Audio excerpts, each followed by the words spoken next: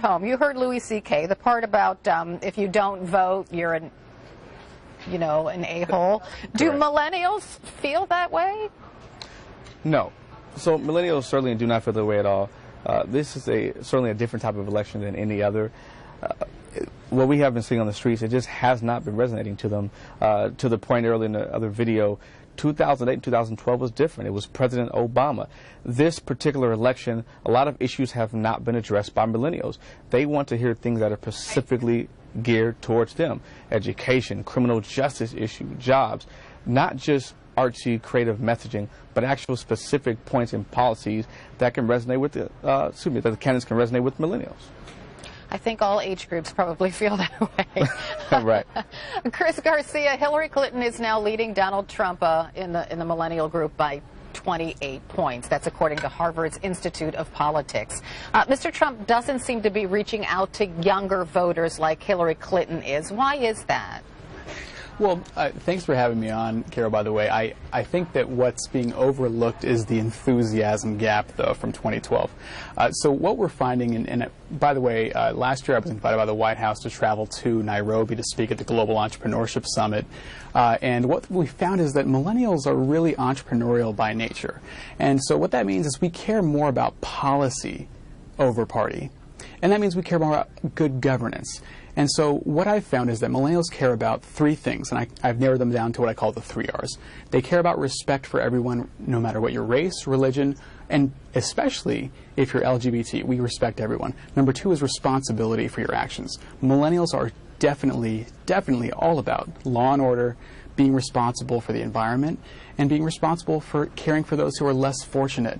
And lastly, and this is most important, we care about reward for performance. And so that means, hey, if we're getting up at 8 a.m. to go to our class and we're going to earn our degree, we expect a good paying job when we graduate.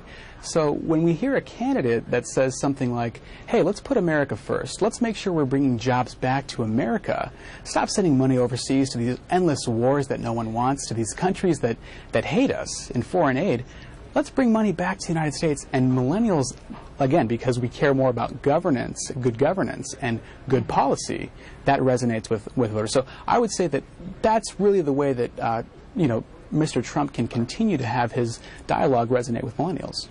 Well, you only got 6 days to go. So Aaron, I wanted to ask you about the email controversy, because you're a Clinton supporter. Does that resonate negatively with young people?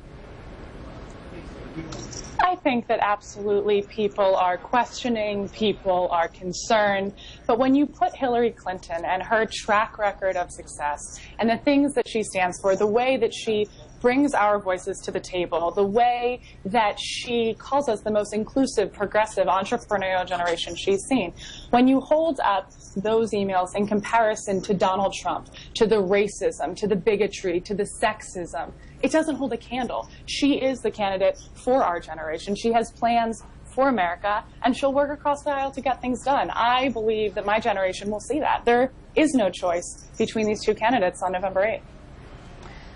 Still, there is this enthusiasm gap, right? Chris Prudhome, I mean, Clinton is rolling out these big names. Correct. She has very famous people putting on concerts, but does that necessarily translate to votes?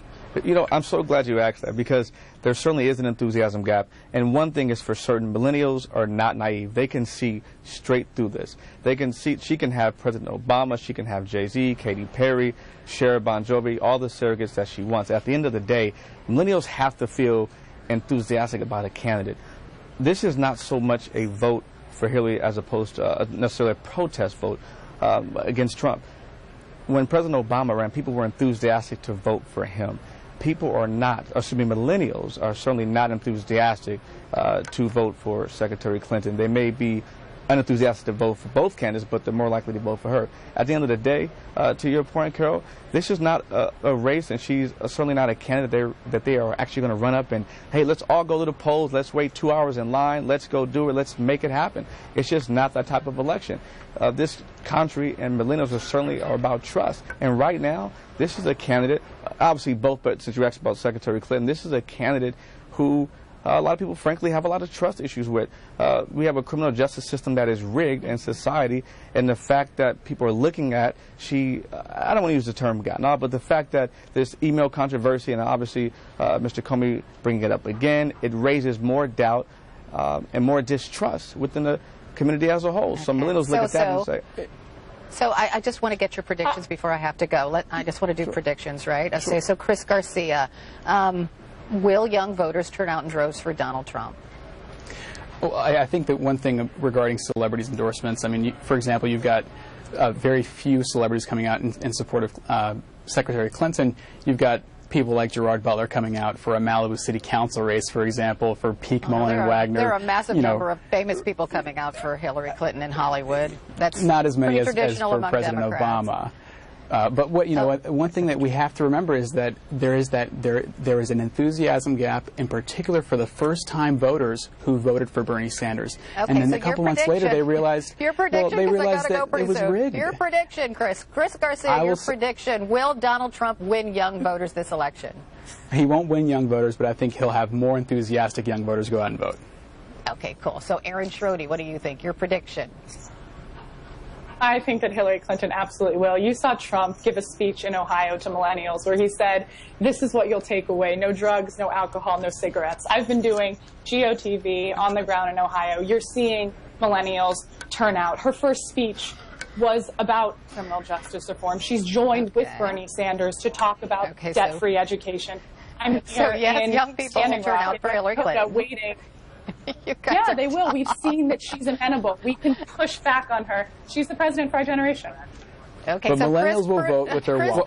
Prudhome, wait, I'm getting predictions. It's Chris Prudhome. So your prediction, will young people, which candidate will young people put into office if the election only involved young voters? If I had to give a prediction, I would say certainly Secretary Clinton would have more young people than Mr. Trump. All right, I have to leave it there. Thanks to all of you.